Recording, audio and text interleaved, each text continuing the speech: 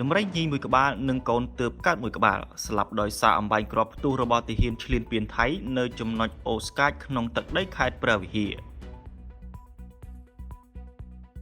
នៅថ្ងៃទី23ខែធ្នូឆ្នាំ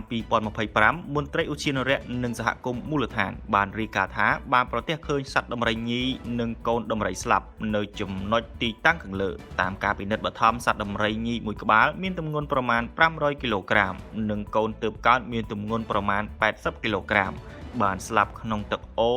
ដោយដំរីញីមានស្នាមមុតបណ្ដាលមកពីគ្រាប់ឬអំបែងគ្រាប់ផ្ទុះរបស់ថៃ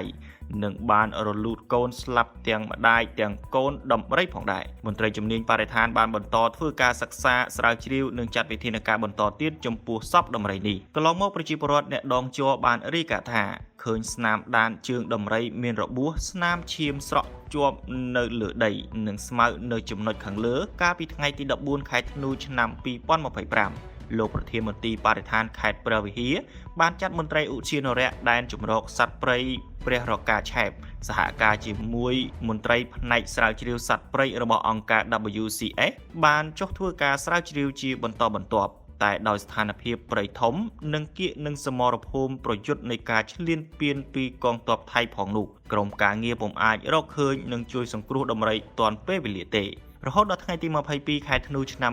2025ទើបប្រទះឃើញដំរីទាំងពីរបានស្លាប់បាត់ទៅហើយលោកបណ្ឌិតអៀងសុផាឡែតរដ្ឋមន្ត្រីក្រសួងបរិស្ថាននៅក្នុងឱកាសអញ្ជើញធ្វើបទកថានៅរាជបណ្ឌិតសភាកម្ពុជានៅថ្ងៃទី23ធ្នូបានមានប្រសាសន៍ថាសង្គ្រាមឈ្លានពានមកលើអធិបតេយ្យកម្ពុជាបានបំផ្លិចបំផ្លាញមិនត្រឹមតែជីវិតមនុស្សទ្រព្យសម្បត្តិវាបានបំផ្លិចបំផ្លាញធនធានធម្មជាតិនិងជីវៈចម្រុះផងដែរការឈ្លានពាននិងរំលោភដែនអធិបតេយ្យរបស់កម្ពុជាបានផ្ទុយនឹងច្បាប់អន្តរជាតិដែលមានចែងហាមឃាត់មិនឲ្យវាយប្រហារប៉ះពាល់បរិស្ថានឬក៏តំបន់ការពារធម្មជាតិនោះទេសូមបញ្ជាក់ថានៅខេត្តព្រះវិហារកន្លងមកបានរកឃើញមានវត្តមានដំរីប្រមាណ20ក្បាលកំពុងរស់នៅនិងចល័តពីជួរភ្នំដងរែកជាប់ព្រំដែនកម្ពុជាថៃក្នុងភូមិសាស្ត្រនៃដែនជម្រកសត្វព្រៃឆែបព្រះរកាខេត្តព្រះវិហារចុះទៅរហូតដល់ព្រំដែនកម្ពុជាឡាវខេត្តព្រះវិហារមានតំបន់ការពារធម្មជាតិចំនួន8ក្នុងតំបន់ការពារចំនួន3ដែលមានភូមិសាស្ត្រជាប់ព្រំដែនកម្ពុជាថៃ